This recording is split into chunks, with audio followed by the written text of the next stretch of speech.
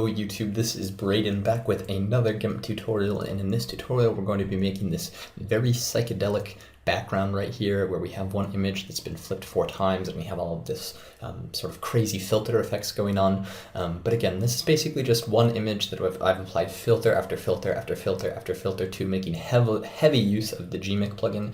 So what I would encourage you to do, if you don't want to go all the way this far, is just whenever you're editing your image, we spend the majority of the tutorial on this image right here. You can just go ahead and jump off on the tutorial at any time you're satisfied with how your image looks, going from a very basic gradient map all the way to just applying these filters on top of each other until we finally get to the end result that we have here. I think it's a really fun tutorial.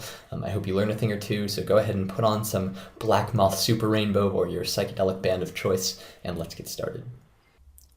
Start with the image you would like already open. It'll be good if you can find an image with a good amount of contrast between darker and lighter areas of the image. This one will of course be available in the description if you'd like to follow along. The first thing we're going to do is duplicate this layer over here that I have, and then we'll move over to the color tool, and I'm going to select a very bright red as the foreground color, and as the background color I'm going to be selecting the same red except slightly just a touch down on the hue spectrum right here. Then click OK.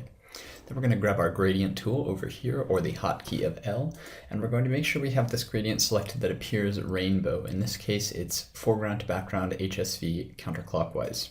Basically what this will do is we'll take all of the values in between here and here on this entire spectrum going counterclockwise as opposed to clockwise.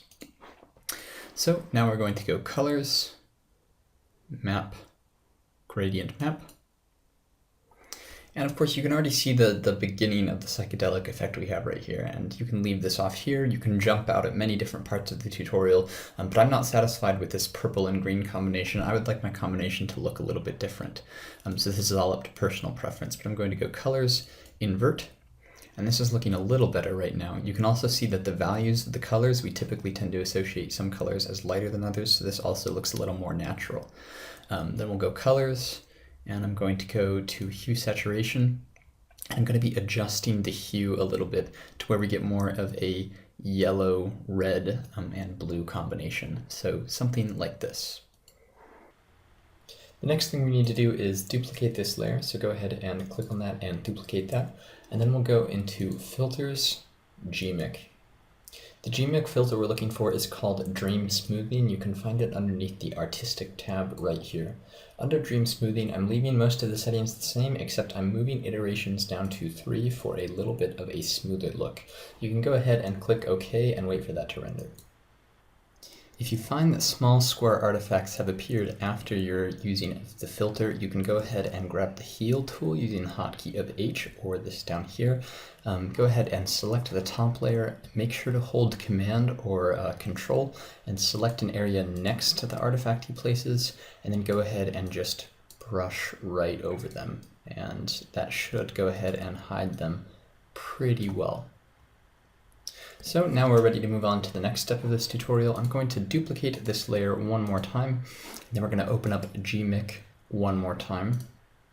Except this time on Gimp we're going to be using the filter Hope Poster as opposed to Dream Smoothing that we used before. I believe I'm using all of the default settings again. This is of course modeled after the very famous Barack Obama Hope Poster, which he used for his campaign. So we'll go ahead and click OK and let that render. When all's said and done, you should have a result that looks something like this. But of course, this looks a little too political and a little not psychedelic enough. So in order to fix that, we'll go ahead and move the layer mode to Grain Extract, which does immediately look a little more psychedelic, but it doesn't quite fit the color scheme that I have in mind for this photo as a whole. So to fix that, we'll go Colors, Hue Saturation one more time. And interestingly enough, because of the way Grain Extract works, when you move the lightness down, it actually ends up increasing the lightness on the layer mode. So I'm going to move the lightness down a little bit, and I'm going to move the hue probably like all the way over. And I don't want to move the lightness too far, because then you start to get like a washed out sort of look. I want to move it just far enough to get rid of most of the green. If we didn't move it at all, you'd end up with something like this, which I don't think looks near as pleasant. This is something like this. So there we are. Now we can see we have sort of developed a really glassy type effect. This could also be a metal effect if you desaturated the image, and you could make like a Silver Surfer type metal effect with this.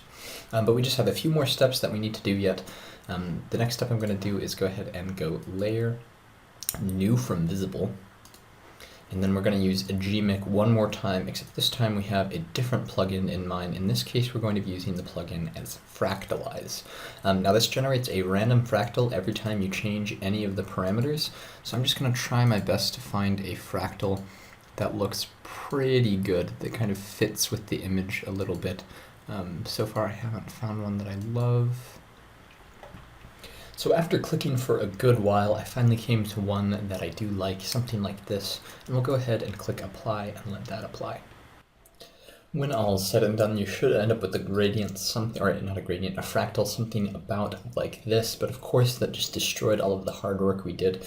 So we're going to go ahead and set this layer mode to overlay, and because that's a little strong, by the way, one thing you can do is you can also set it to saturation if you really want that sort of dreamy psychedelic look, but of course, while it might look more psychedelic, it also, I think, decreases the quality of the image a little bit. So we'll go ahead and set that to overlay.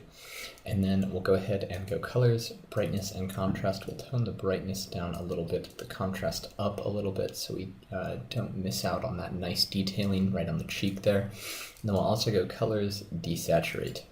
And then you're going to want to desaturate based on the option that gives you the most fractal appearance. In this case, I think it's on luminosity. And we can even increase colors, brightness, contrast, increase the contrast and the brightness a little bit if we really want to make sure to get those fractally details in there.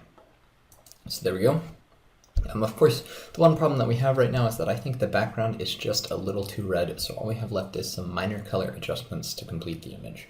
For the final color adjustment, I'll go ahead and go to Layer, New from Visible once more, and then in my colors, I've selected a yellow and sort of a navy, and I made sure to select the gradient FGDBG RGB so we don't have that rainbow effect anymore. And then I'll go into Colors, Map, Gradient Map.